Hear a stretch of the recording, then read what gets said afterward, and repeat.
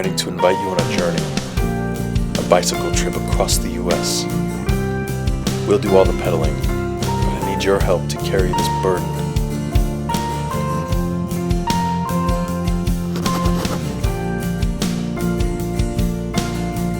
To carry this message to all the unloved children, the abused women, broken down men, and anyone in this world with the scars of abuse in their heart. I hope you'll join me. Nathan.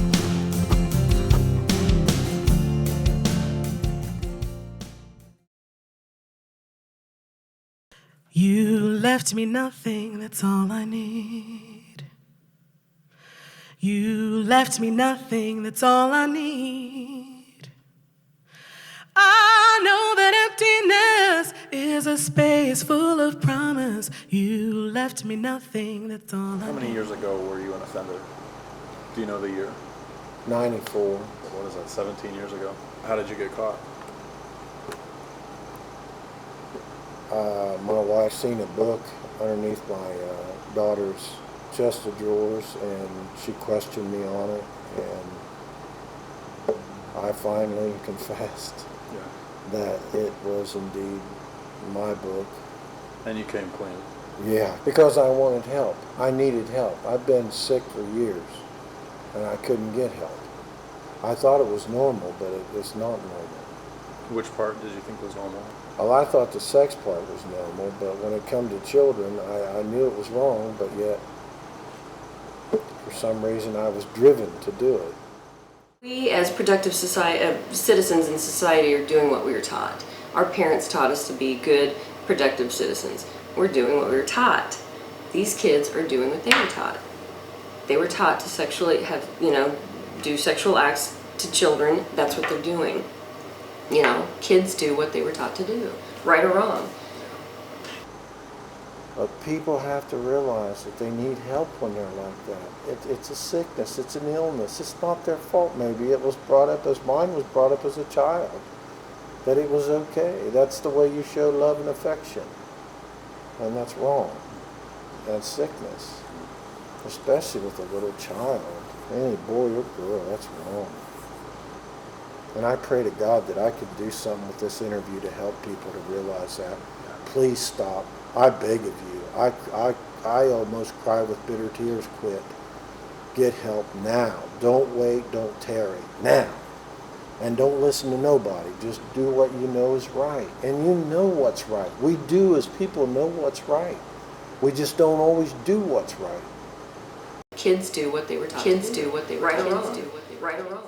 There's many levels of causation, and I don't want to simplify that, and I don't want to overstate any one piece of the complexity that goes into that kind of act, but in part I think perpetration comes out of an inability of a person to come to some kind of peace with their own trauma. So the vast majority of perpetrators have actually been sexually abused as children.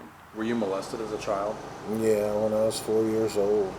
I used to stay down at my aunt and uncle during summer vacation. Their oldest son started penetrating my anus. He become, I thought, closer to me and liked me better, and would buy me candy and cookies and pop and stuff. And I looked at him as a father figure that I didn't have at that time, because he was much older than me. What was the relationship with you and your father? I mean, you say you didn't have a father figure. Not good. Did your father ever molest you or anything?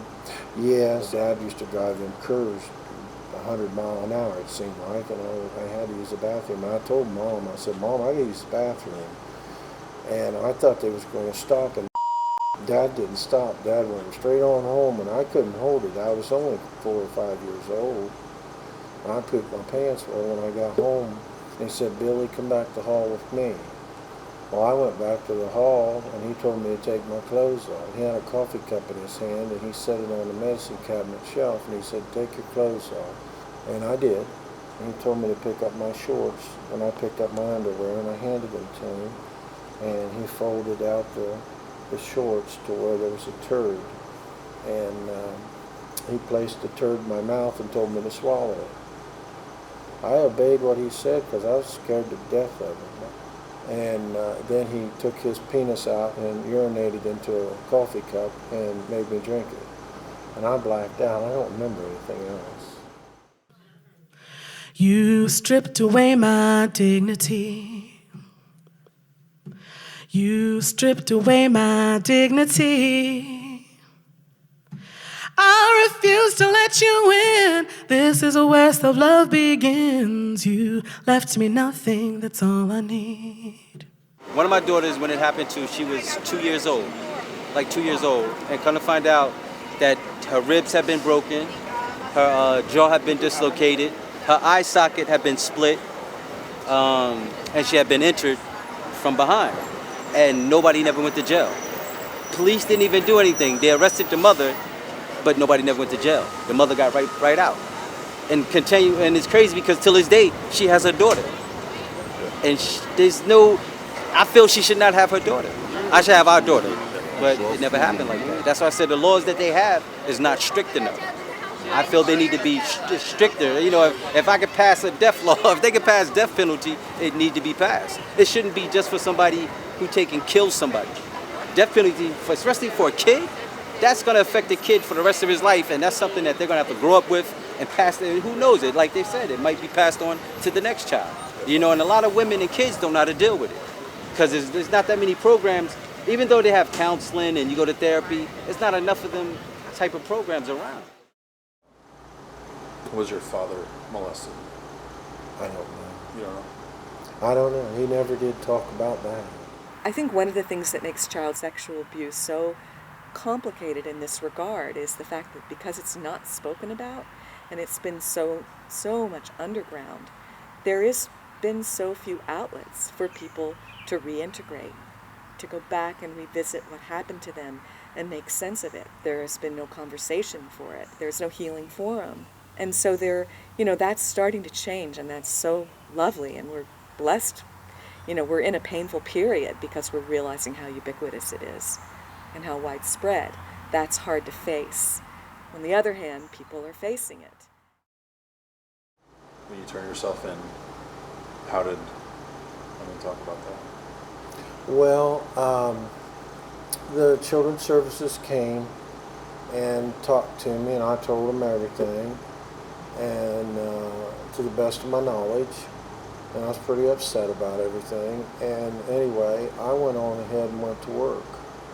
I took the front end loader and went up to the boss's office, got on the boss's phone and called my wife and told her, I said, "Man, they're coming to get me. It's all over for me." And the detective said, "You need to come with me." Everybody said, "Well, you got a good Christian man for a judge. That's a blessing, Bill." But he threw the book at me. He gave me 24 to 45. How long were you in prison? I did 8.5 years. I was very blessed. But I prayed, God, and if I'm going to do anything to hurt anybody, you keep me locked up behind these bars.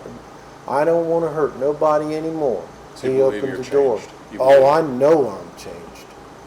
I know I'm not that same wicked, evil man. If I was, I would have been in trouble a long time ago. When's the last time you molested? That was it.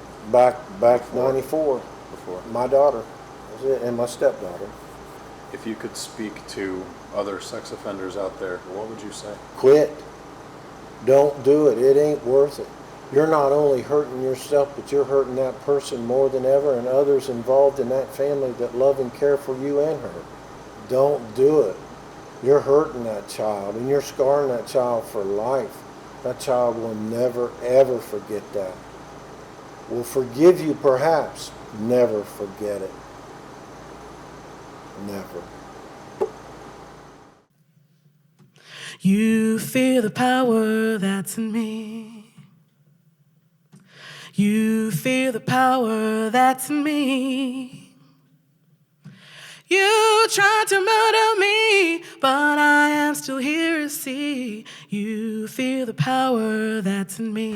When I was in graduate school, I worked for about 6 years at a rape crisis center, and during that time sat with about maybe 15 to 25 women a week who had been either raped or had experienced abuse as a child sexual abuse, and was coming in to work that issue through. And in the course of that experience, I had the opportunity to get to know a number of mostly women. I had several men, but it was mostly women. I got to know some of those women quite well. And one of the defining moments for me was suddenly discovering that several of the women that I had really grown to love and care very deeply about were going on to perpetrate child sexual abuse against their own child. Don't do it. And if you are doing it, get help now. If you've got to turn yourself into the authorities, so be it. It's better to do that than to go out and hurt a little innocent child. They don't deserve it. They didn't ask for that. And the person that does that needs help. He's a good guy, except for... He is a good guy. And he's a good guy in lots of ways. He's a friendly guy. He participates in his church. He goes out and he does volunteer projects for the community. And in so many ways, that is who he is. But he's also a man who has sexually perpetrated on his own child. I'm glad that I got locked up. I'm glad that I went through what I did. Because if I hadn't got locked up, I'd have never found Jesus. Never. And am I trying to be a Jesus freak? No. I'm just saying he was my help. He was my help in time of need. Nobody in there helped me. God did. I got down on my knees in that county jail back in 94 of October, and I gave my life to Jesus Christ, and I've never been the same since. You made me lose my faith in me. You made me lose my faith in me. Then I realized one day that only I stood in my way. You left me nothing, that's all I need. There aren't sufficient places for men to really work through a lot of these issues. Even having done a few workshops in prison around issues, from what I've been told, that the men who are in prison for sexually abusing children are the most stigmatized and who possibly may also be the most vulnerable to rape or other forms of abuse by fellow prisoners. And so, but even outside of that context, from seeing the kinds of programs that there are, I mean, clearly locking up abusers is not going to solve the problem. There needs to be some sort of satisfactory other ways of dealing with it, especially at the community level. Up until that point, I had pretty much made the assumption that what I was dealing with was a terrible evil, that evil existed in a person that I had defined as perpetrator, and that person was out in the world, and really saw the perpetrator as a monster and as somewhat demonic. Suddenly, people that I cared very much about, who I knew very well to not be monstrous nor demonic, were doing the same. There are a lot of people who, when they think of, someone who has it in them to molest a child or to rape a child, that person is a monster. Do you believe yourself to be it? Do you believe that you were at the time? No, I do not. I was not a monster. I was just brought up that it was okay to do that it was normal. My values were twisted. My morals were twisted. How old are you now? I'm 55. 55, and you were, so that was, how many years ago? Was it 17 years ago? Yeah. 17. 94. 17. Okay. 94. So you were 38 at the time. It's not like you're a kid who doesn't True. know right from wrong. How do you... I did know right from wrong. I just didn't do right. After what I did, I confessed it to Debbie. We was upstairs, and I looked out, and I saw the children, all three of my children. They were playing in the yard with a kickball. They was kicking ball and playing stuff. I said, Debbie, why don't we just take the children on vacation? They've got their hearts set on going. And I think we should go.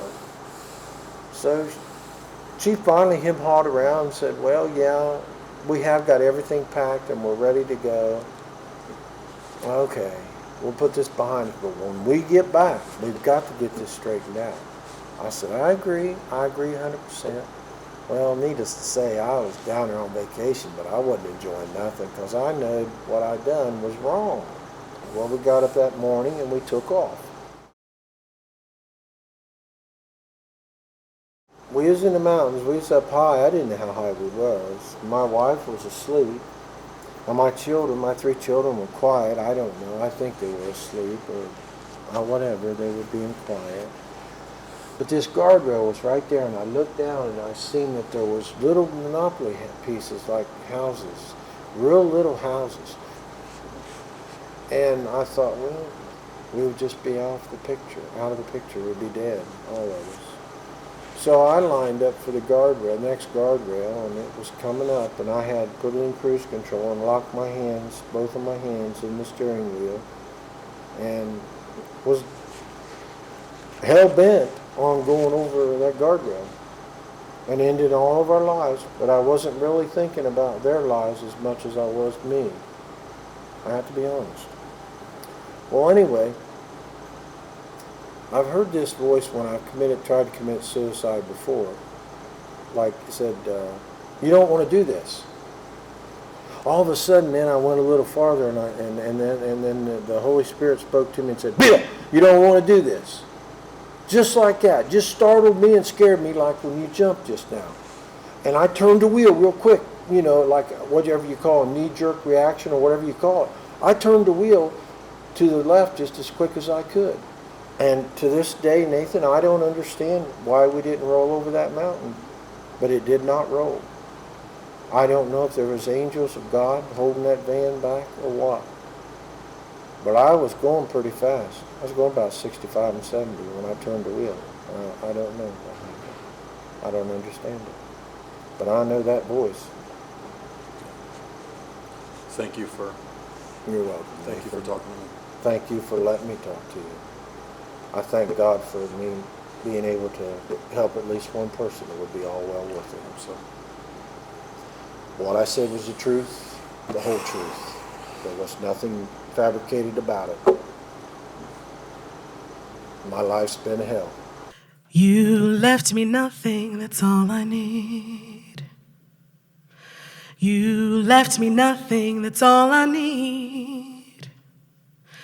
I know that emptiness is a space full of promise. You left me nothing, that's all I need.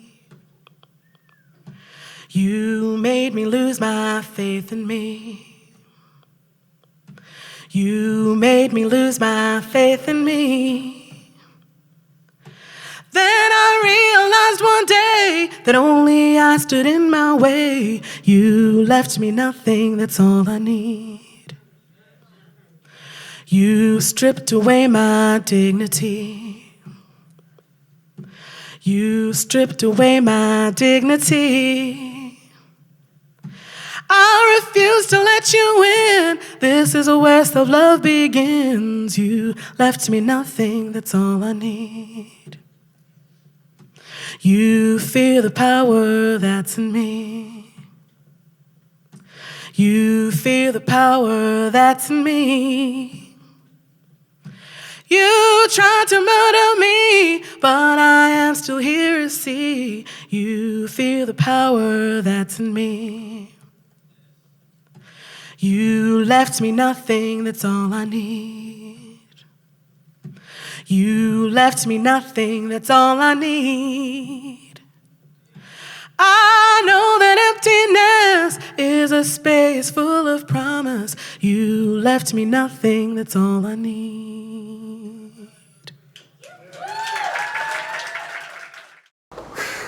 Man, I'm hoping it helps people. It has to help people because, man, that's from the heart. I'm telling things from the heart.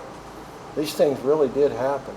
Although I'm healed, it still happened.